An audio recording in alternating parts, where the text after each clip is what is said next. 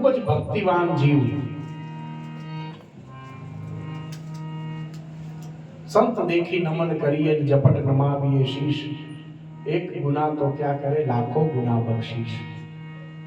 આવો જેને અંતરથી ભાવ, ઘરેથી સતી નારી જોગ માયાજીની કાઠિયાણી આઈ મીરબાઈ પણ ટૂંકી જમીન, દારૂણ પરિસ્થિતિ, થોડી ઘણી ગરીબી જેને કહેવાય, 10, 15, 20 વીઘા જેટલી જમીન હશે અને એનું ગુજરાન ચલાવે. એમાં એને એવી ખબર પડી કે ચંબલગઢ નામના ગામની બહાર જે ડુંગરો છે એ ડુંગરા ઉપર કોઈ સાધુ આવ્યા. સાધુ આવ્યા એવી એને ખબર પડી એટલે જીવ ખૂબ ભક્તિવાન એટલે દોડીને સાધુને મળવા જાય છે. આ સાધુને મળી આવું, કોણ છે સંત?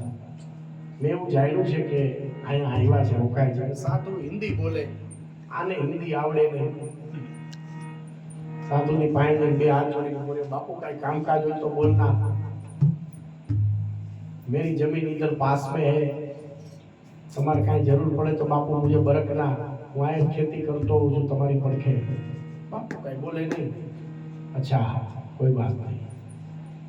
બાપુ ખૂબ મૌન મારીએ, મૌન ધારણ, બોલવું નહીં, કારણ કે મૌનમાં જે શક્તિ છે એ વાણીમાં નથી. એવો સમાજ રચનાને ઘોળી પી ગયેલો એ સંત ફકડ સાધુ આસન લગાવીને બેહે અને નિત્ય ક્રમ પ્રમાણે આ ત્યાં આવે. એમાં એને ખબર પડી કે સાધુ કઈ ખાતા નથી. સાધુને અયાચક વ્રત છે, કઈ માંગવું નહીં અને અનાજ તો લેતા જ નથી. આ બાપુ ખાલી ફ્રૂટ લે છે અને થોડું દૂધ લે છે, એને ખબર પડી. એટલે આને ઘરે ગાય હતી એટલે પાતામણ બાપુ રોજ સવારમાં ઘરના ને એમ કે 5 વાગ્યામાં ગા ધોવાઈ ગઈ તો કે હા લોટો ભરી દે. લોટો ભરી દે, લોટો ભરી અને ટેકરી માથે જઈ અને સાધુડાને આ લોટો મૂકી દે. બાપુ ઉઠે એટલે જોવે દૂધ આવી ગયું, બાપુ દૂધ પી લે. આ નિત્યક્રમ બની ગયો. 1 દી, 2 દી, 10 દી, 15 દી, મહિનો દી, 2 મહિના, 3 મહિના, 5 મહિના, 6 મહિના, 12 મહિનાથી નો સાધુ એને બોલાવે, નો આ સાધુને કઈ કહીએ. જઈ લોટો મૂકી આવે, સાધુ દૂધ પી લે, દૂધ પી મૂકી દે. એમ કરતા કરતા 5 વર્ષ સુધી એને સાધુને દૂધ પાય. પણ સાધુ છે ને, જે ગુરુ દત્તાત્રેય ભગવાને કીધું એના 24 ગુરુ છે. 24 ગુરુમાંથી એને સર્પને પણ ગુરુ કર્યો છે. કેમ? કારણ કે સર્પ ક્યારેક ઘર નથી બનાવતો. સર્પને ઘર ન હોય, એનું દર ફેરવી નાખે. એમ સાધુ એનું ક્યાંય કાયમી મેખમ ન હોય, ફેરવી નાખે. એમાં સાધુને એમ થયું હવે મારે અહીંથી જવાનો ટાઈમ થયો છે એટલે પાતામણની એને રાહ જોઈ કે આજે આવે એટલે એને મળતો જાવ. સવારમાં નિત્યક્રમ પ્રમાણે 5 વાગ્યા એટલે હાથમાં લોટો લઈ અને પાતામણ બાપુ દૂધ લઈ અને ટેકરી માથે આવે છે અને સાધુને આપે છે. સાધુ દૂધ લે છે, એની નજર સમક્ષ પીવે છે અને પછી 5 વર્ષે સાધુ બોલે છે કે કહાં રહેતે હો. સાધુના વચન સાંભળાય એટલે થોડો આનંદ આવ્યો કે આજે બાપુ કઈક બોલ્યા ખરા, મારી એને વાત તો કરી. ધીરજ કેટલી તમે વિચાર કરો.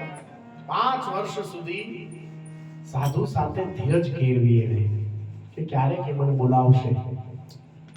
અને આજે એને કીધું કહાં રહેતે હો. બાપુ હેઠે ગામ છે ને ધોપડવા, ત્યાં જ રહું છું. અચ્છા ક્યાં કરતે હો? બાપુ થોડી ઘણી જમીન છે, ખેતીવાડી કરું છું. 3-4 ભાઈઓ છે, બધું કુટુંબ છે અને નાનો માણસ છું બાપુ. 1-2 ગાયો રાખું છું અને સેવા કરું છું, કોઈ દિન દુખિયા નહીં. અચ્છા બચ્ચે કિતને? ત્યાં શેરડો પીડો બાપુ સંતાન મારે કાંઈ નથી. સંતાન નથી? ના. આંખ બંધ કરીને સમાધિ લગાવી સાધુએ. જોયું તો આના ભાગ્યમાં સંતાન હતું જ નહીં. એટલે એને કીધું ભાઈ तेरे भाग्य में तो संतान नहीं है, मैंने देखा, लेकिन तू भक्त कोटि जीव है, साधु संतों की सेवा करता है, तो जा, मेरा वचन है तुझे लड़का होगा, लेकिन उसको तू पहचान लेना, और अब मेरी एक बात मान, तुझे जगह तेरी बदली देनी होगी. तो बापू कई रीते? तो अभी यहाँ से चला जा और शाम ढल जाए, जहाँ सूर्यास्त हो जाए और जो गांव आए वहां तू रह लेना. તું અહીંથી નીકળી જા ને જ્યાં આયલો જા ને સંધ્યા ટાણું થાય, રાત પડવાની વારો આવે, જે ગામ આવે ત્યાં કાયમી મેખમ કરજે, કાયમી ઉતારા કરજે, એ ગામને તારું ગામ બનાવજે, ત્યાં વયો જા. અને જે કાંઈ પણ તારે ત્યાં જન્મ લે સંતાન, એને એ બધું એની લીલાઓ કરશે, પણ એને અંતકાળે તું ઓળખી જજે, એવું સાધુએ એને વચન આપ્યું. સાધુ નીકળી ગયા. આને ઘરે આવી અને બાઈને કીધું કે ભાઈ આવું મને સંતે કીધું છે. કુટુંબને કીધું એટલે એના ભાઈઓ બિરાદર બધા હતા કે ભાઈ જો તારે ઘરે સંતાન થતું હોય તો તું તારે જા, અમે ક્યાં ના પાડી. એટલે અહીંયાથી ગામ ગરાસ મૂકી અને નીકળી ગયા પાતામાં. હાયલા ગયા ગાડું લઈ.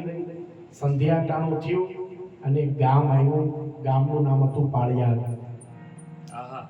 અને પાળિયાદ ગામના સીમાડે સંધ્યા થઈ એટલે એને ખબર પડી કે આ તો મારા માસીયાઈ ભાઈ એવા રામ ખાચરનું ગામ છે.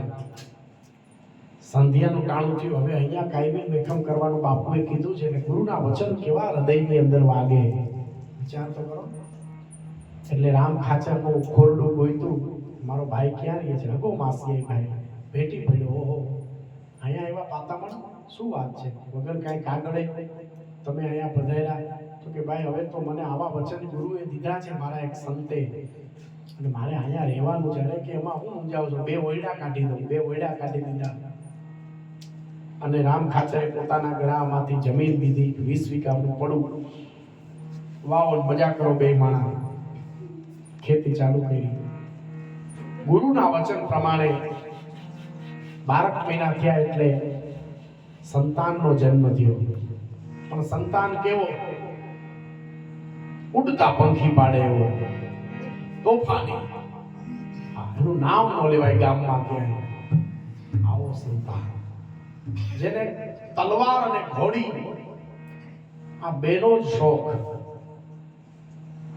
આખું પાળિયાદ માથે લ્યો, હિલોડા એવો. પણ એને કીધું તા તો મારો વિહામો છે, એટલે આનું નામ વિસામણ પાડ્યું. એવા વિસામણ બાપુ પણ ખૂંખાર, જેનું નામ ન લેવાય. જેવું આપા જાદરાનું જીવન ચરિત્ર છે એવું જીવન ચરિત્ર વિસામણ બાપુનું છે. પણ આને કીધું તું કે આને મને ઓળખી જવાનો કીધો છે. સાક્ષાત રણુજાનો રામો પીરનો અવતાર ગણાય એવા વિસામણ બાપુ ખૂબ તોફાન કર્યા. એમાં એક દિવસ ગામમાં હામૈયા થતા હતા અને કીધું કે ભાઈ ગામમાં 2 સાધુ પધાર્યા છે. વિસામણ બાપુ કે કોણ છે આવા બાવા? ઢોલ નગારા લઈને આખું ગામ હિલોળે છે, કોણ આવે છે? તો કે ચલાળાથી દાન બાપુ આવે છે અને હોનગઢથી આપા ગોરખા પધાર્યા છે. જાદરા બાપુના દીકરા આપા ગોરખા અને દાન મહારાજ 2 સંતો પધાર્યા છે. નો હોય. હા, કાઠીના દીકરા થઈને બાવા થયા, ભગવા પીરા. આજ તો એની પરીક્ષા કરવી પડે મારે. અને વિહામણ બાપુએ દોશી વાણિયાની હાટે જઈને કીધું 3-4 વર્ષ જૂનું નાળિયેર હોય તો દિયો.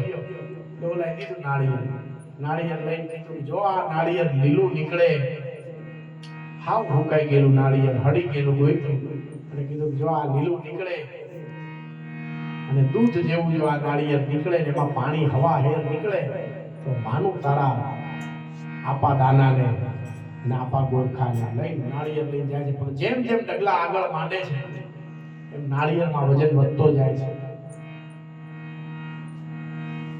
આપા દાના ને આપા ગોરખા જોવે છે, હાથમાં નાળિયેર લઈને આવે છે કે કોણ છે આ? તો કે આ કે બાપુ પાતામણના દીકરા છે વિસામણભાઈ. આહા, ઓળખી ગયા. આને પંજો મારવા હાટું થઈને મને ધક્કો પ્યા બોલાય બે જાય તોફાન બહુ કરી લીધા શું લઈને આવ્યો બાપુ નાળિયેર વધેરી નાખ અને નાળિયેર વધેર્યું અને કહેવાય છે કે એક ડોલ ભરાય એટલું પાણી નાળિયેરમાંથી કાઢ્યું હતું આપા દાદાએ વિસામણ બાપુ પગમાં લાકડી પડે એમ પડી ગયા કે આજે મને સાચા સંતનો ભેટો છે અને વિસામણ બાપુને કંઠી બાંધી આપા ગોરખાએ એના ગુરુ થયા જે જાદરા બાપુના દીકરા છે આપા ગોરખા સોનગઢના અને એને કંઠી બાંધી અને અહીંયા જગ્યા સ્થાપી આજની તારીખે 24 કલાકનું અનુક્ષેત્ર આપા વિસામણને આ ચાલુ છે આવા સંતો આવા દિવ્ય પુરુષો એની જેટલી પણ આપણે કથાઓ સાંભળીએ એટલી વાર એવું લાગે કે આ કથા આપણે સાંભળતા જઈએ માટે સતાધાર જાઓ કે વીરપુર